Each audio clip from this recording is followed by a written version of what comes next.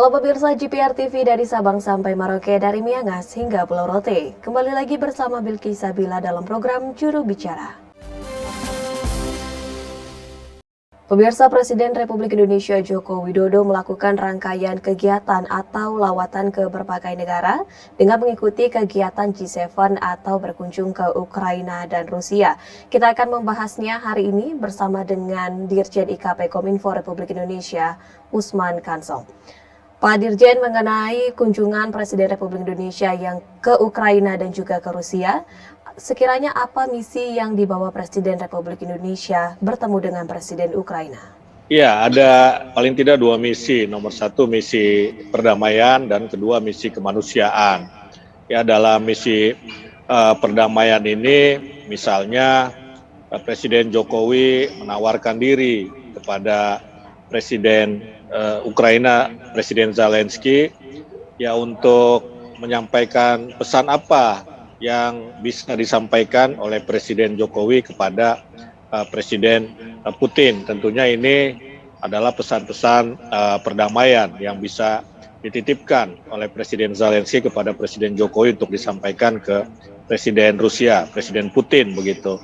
Nah, yang kedua, ya Presiden juga bersama Ibu Negara ini kan mengunjungi rumah sakit, misalnya mengunjungi kota-kota yang hancur gedung-gedungnya karena serangan bom dari Rusia.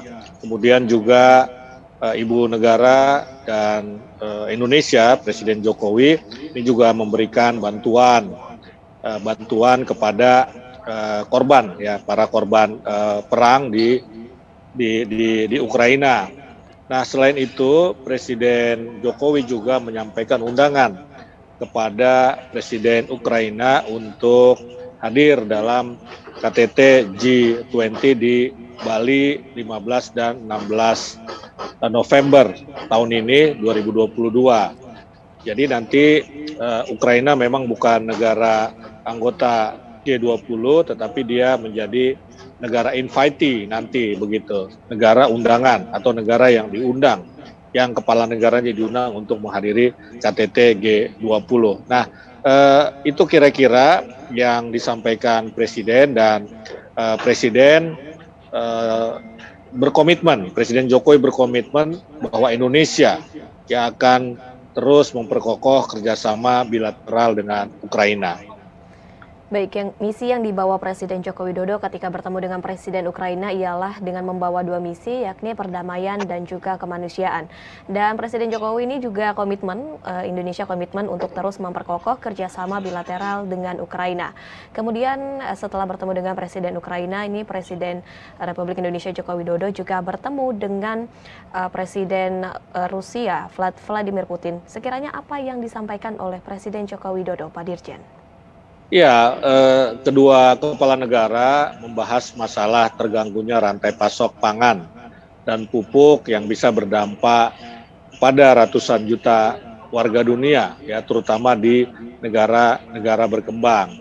Nah, Presiden juga menyampaikan kepada Presiden Putin, Presiden Jokowi menyampaikan kepada Presiden Putin bahwa Indonesia mendukung upaya PBB dalam mereintegrasi komoditi atau komoditas pangan dan pupuk Rusia serta komoditas pangan Ukraina dalam satu rantai pasok dunia. Khusus untuk jalur ekspor produk pangan Ukraina, terutama melalui jalur laut, Presiden Putin menyampaikan Rusia memberi jaminan keamanan bagi pasokan pangan dan pupuk dari Ukraina maupun Rusia.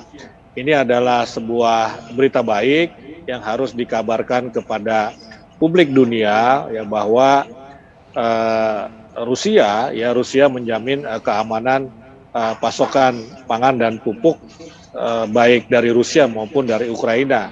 Ini artinya supaya masyarakat paham bahwa mudah-mudahan rantai pasok makanan ini tidak terlalu terganggu, sehingga masyarakat dunia tidak harus menghadapi kerawanan pangan akut.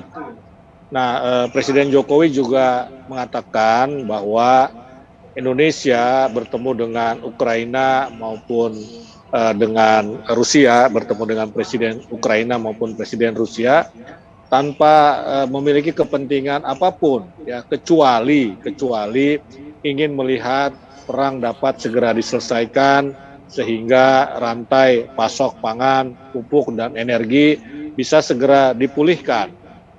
Jadi ada misi-misi ekonomi dan misi kemanusiaan, dan misi ekonomi atau misi kemanusiaan itu bisa dicapai kalau ada perdamaian. Artinya kalau misi damainya juga ini dilaksanakan oleh kita semua, yang dalam hal ini dilaksanakan oleh Presiden Joko Widodo.